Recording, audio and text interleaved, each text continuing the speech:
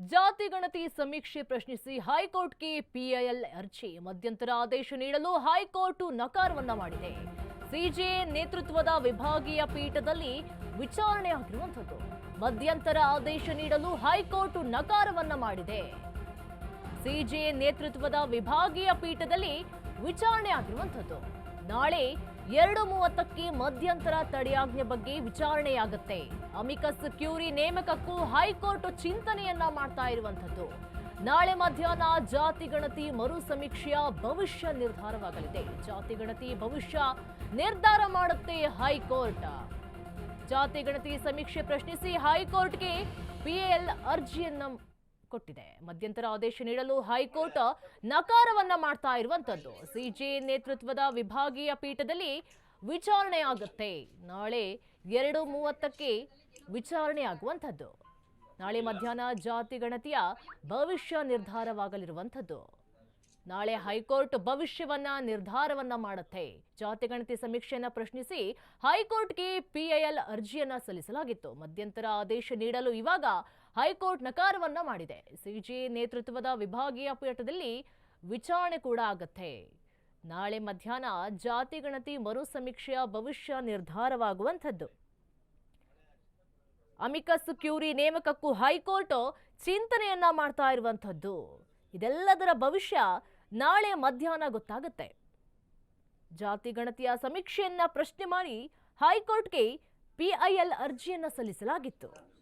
ಆದರೆ ಮಧ್ಯಂತರ ಆದೇಶವನ್ನ ನೀಡಲು ಹೈಕೋರ್ಟ್ ನಕಾರವನ್ನ ಮಾಡಿದೆ. ನಾಳೆ 2:30ಕ್ಕೆ ಮಧ್ಯಂತರ ತಡೆಯಾಜ್ಞೆ ಬಗ್ಗೆ ವಿಚಾರಣೆ ಕೂಡ ನಡೆಯುವಂಥದ್ದು.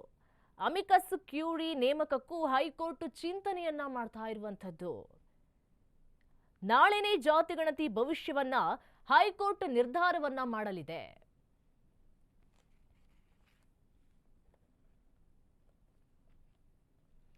ಇದರ ಬಗ್ಗೆ ಹೆಚ್ಚಿನ ಮಾಹಿತಿ ಕೊಡ್ತಾರೆ ನಮ್ಮ ಪ್ರತಿನಿಧಿ ಅರುಣ್, ಜಾತಿ ಗಣತಿ ಸಮೀಕ್ಷೆಯನ್ನ ಪ್ರಶ್ನೆ ಮಾಡಿ ಹೈಕೋರ್ಟ್ಗೆ ಪಿಐಎಲ್ ಅರ್ಜಿಯನ್ನು ಕೂಡ ಸಲ್ಲಿಸಲಾಗಿತ್ತು. ಆದ್ರೆ ಮಧ್ಯಂತರ ಆದೇಶ ನೀಡಲು ಹೈಕೋರ್ಟ್ ಈಗ ನಕಾರ ಮಾಡ್ತಿರುವಂತದ್ದು. ಏನಿದೆ ಇದ್ರ ಬಗ್ಗೆ ಹೆಚ್ಚಿನ ಡೀಟೇಲ್ಸ್ ಅರುಣ್?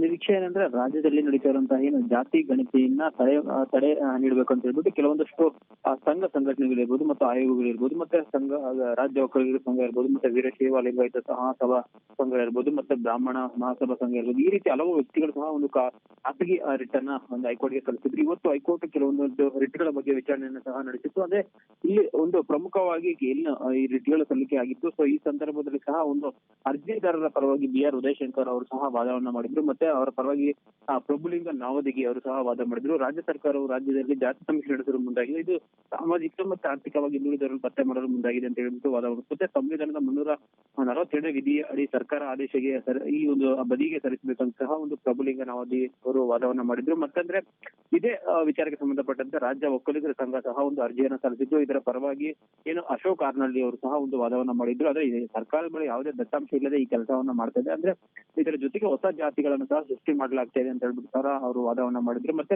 ರಾಜ್ಯ ಸರ್ಕಾರ ಹಿಂದುಳಿದ ವರ್ಗಕ್ಕೆ ನಿರ್ದಿಷ್ಟ ಜಾತಿ ಸೇರಿಸಲು ಅಥವಾ ಅದನ್ನ ಏನು ತೆಗೆಯಲು ಅಧ್ಯಯನ ಮಾತ್ರ ನಡೆಸಬಹುದು. ಆದ್ರೆ ಸಮೀಕ್ಷೆ ನಡೆಸುವ ಅಧಿಕಾರ ರಾಜ್ಯ ಸರ್ಕಾರಕ್ಕಿಲ್ಲ, ಅದಿರೋದು ಕೇವಲ ಒಂದು ಕೇಂದ್ರ ಸರ್ಕಾರಕ್ಕೆ ಅಂತ ಹೇಳ್ಬಿಟ್ಟು ಸಹ ಅಶೋಕ್ ಆರ್ನಳ್ಳಿ ವಾದವನ್ನ ಮಾಡಿದ್ರು. ಮತ್ತೊಬ್ಬ ಅರ್ಜಿದಾರರು ಆದಂತಹ KN ಸುಬ್ಬಾರೆಡ್ಡಿ ಪರವಾಗಿ ವಕೀಲ ವಿವೇಕ್ ರೆಡ್ಡಿ ಅವರು ಸಹ ಒಂದು ವಾದವನ್ನ ಮಾಡಿದ್ರು. ರಾಜಕೀಯವಾಗಿ ಎಂಜಿನಿಯರಿಂಗ್ ಆಗಿ ಸರ್ಕಾರ ಯಾವ ಜಾತಿ ಎಷ್ಟಿದೆ ಎಂಬುದನ್ನು ಉದ್ದೇಶಿಸಿ ಮಾತ್ರ ಜಾತಿ ಗಣತಿಯನ್ನು ನಡೆಸಬಹುದು ಅಂತ ಹೇಳಿ ವಾದವನ್ನ ಮಾಡಿದ್ರು. ಜೊತೆಗೆ ಏನಂದ್ರೆ ಹೈಕೋರ್ಟ್ ಈಗಾಗಲೇ ಏನು ಈ ಬಗ್ಗೆ ಒಂದು ಸಹ ಒಂದು ಅಭಿಪ್ರಾಯ ಪಡೆಯಬೇಕಾಗುತ್ತೆ. ಮತ್ತೆ ಅರ್ಜಿದಾರರು ಏನು ವಾದ ಏನು ಮತ್ತೆ ಅದಕ್ಕೆ ಪೂರಕವಾದ ತೀರ್ಪುಗಳು ಯಾವ ಹಾಗೂ ಎಷ್ಟು ಸಮಯ ಬೇಕು ಎಂಬುದಕ್ಕೆ ತಿಳಿಸಬೇಕಂತ ಹೈಕೋರ್ಟ್ ಸಹ ಒಂದು ಅರ್ಜಿದಾರರಿಗೆ ಇರ್ಬೋದು ಮತ್ತೆ ರಾಜ್ಯ ಸರ್ಕಾರ ಪ್ರಶ್ನೆಯನ್ನ ಕೇಳಿತ್ತು. ಮತ್ತೆ ಇದರಲ್ಲಿ ಪ್ರಮುಖವಾಗಿ ಏನಂದ್ರೆ ಹೈಕೋರ್ಟ್ ಸಹ ಈ ಒಂದು ಅರ್ಜಿದಾರರಿಗೆ ಸಲ್ಲಿಸಿರುವಂತಹ ಅರ್ಜಿಗಳೇನಿದೆ ಮತ್ತೆ ರಿಟ್ ಅರ್ಜಿಗಳೇನಿದೆ ಇದರಲ್ಲಿ ಒಂದಷ್ಟು ಸತ್ಯಾಂಶಗಳಿದೆ ಮತ್ತೆ ಉರುಳು ಇದೆ. ಅದನ್ನ ನಾವು ಈ ಒಂದು ಅರ್ಜಿಯನ್ನ ಪೂರ್ಣ ಪ್ರಮಾಣವಾಗಿ ನಾವು ಅರ್ಜಿಯನ್ನ ವಿಚಾರಣೆ ನಡೆಸಬೇಕು ಅಂತ ಹೇಳ್ಬಿಟ್ಟು ರಾಜ್ಯ ಸರ್ಕಾರಕ್ಕೆ ಸಹ ಒಂದು ಸೂಚನೆಯನ್ನ ಕೊಟ್ಟಿತ್ತು. ಕೊನೆಯದಾಗಿ ಏನಂದ್ರೆ ಅಭಿಷೇಕ್ ಮನು ಸಿಂಗ್ಗೆ ರಾಜ್ಯ ಸರ್ಕಾರ ಪರವಾಗಿ ಒಂದು ಹಾಜರಾಗಿ ಒಂದು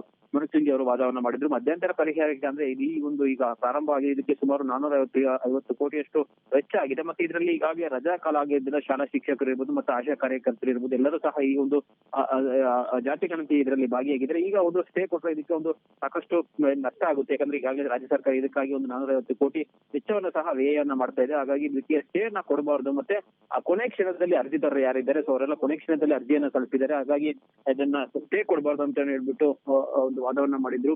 ಈಗ ರಾಜ್ಯ ಸರ್ಕಾರ ಏನು ಈ ಬಗ್ಗೆ ಮಧ್ಯಂತರ ಆದೇಶನ ಹೊರಡಿಸ್ಬೇಕಾ ಬೇಡವಾ ಅಥವಾ ಹೈಕೋರ್ಟ್ ಕೊಡ್ಬೇಕಾ ಬೇಡವಾ ಅನ್ನೋದ್ರ ಬಗ್ಗೆ ನಾಳೆ ಮಧ್ಯಾಹ್ನ ಸಹ 2:30ಗೆ ಒಂದು ಅರ್ಜಿ ವಿಚಾರಣೆಯನ್ನ ನಡೆಸ್ತೀವಿ ಅಂತ ಹೇಳ್ಬಿಟ್ಟು ಹೈಕೋರ್ಟ್ ಹೇಳಿರುವಂತದ್ದು. ಕೊನೆಯದಾಗಿ ರಾಜ್ಯ ಸರ್ಕಾರ ಇರ್ಬೋದು ಮತ್ತೆ ಅರ್ಜಿದಾರರು ಇರ್ಬೋದು ಯಾರಿಗೂ ಸಹ ಇವತ್ತು ಕೋರ್ಟ್ ನಲ್ಲಿ ಯಾವುದೇ ರೀತಿಯ ರಿಲೀಫ್ ಇರ್ಬೋದು ಮತ್ತೆ ತಾತ್ಕಾಲಿಕ ಪರಿಹಾರಗಳು ಯಾವುದೂ ಸಹ ಸಿಕ್ಕಿಲ್ಲ. ಯಾಕಂದ್ರೆ ನಾಳೆ ಈ ಬಗ್ಗೆ ನಾವು ತೀರ್ಮಾನ ಮಾಡ್ತೀವಿ. ಏನು ಅರ್ಜಿದಾರರು ಏನೊಂದು ಮಧ್ಯಂತರ ಅರ್ಜಿಯನ್ನ ಕೋರಿದ್ದಾರೆ ಅದ್ರ ಬಗ್ಗೆ ನಾವು ನಾಳೆ ತೀರ್ಮಾನವನ್ನ ಮಾಡ್ತೀವಿ ಅಂತ ಹೇಳ್ಬಿಟ್ಟು ಸಿಜೆ ಇಬ್ರು ಅವರು ಅಭಿಪ್ರಾಯನ ಪಟ್ಟಿರುವಂತದ್ದು. ಅಂದ್ರೆ ಸದ್ಯಕ್ಕೆ ಸರ್ವೆ ಕಾರ್ಯ ಮುಂದೂಡಕ್ಕೆ ಸಾಧ್ಯವೇ ಇಲ್ಲ ಅಂತ ಸಹ ಒಂದು ನ್ಯಾಯಪೀಠ ಪ್ರಶ್ನೆಯನ್ನ ಮಾಡಿದೆ. ಸೊ ಎರಡೂ ಕಡೆ ಅಂದ್ರೆ ಅರ್ಜಿ ಇರ್ಬೋದು ಮತ್ತೆ ರಾಜ್ಯ ಸರ್ಕಾರದ ಪರವಾಗಿ ವಕೀಲರು ಮಾಡಿದಂತ ವಾದ ಮತ್ತು ಪ್ರತಿವಾದಗಳು ಇರ್ಬೋದು ಎಲ್ಲವನ್ನೂ ಸಹ ಇವತ್ತು ಕೋರ್ಟ್ ಆಲಿಸಿ ಮತ್ತೆ ವಿಚಾರಣೆಯನ್ನು ನಾಳೆಗೆ ಮುಂದೂಡಿರುವಂತದ್ದು ನಿರೀಕ್ಷಾ.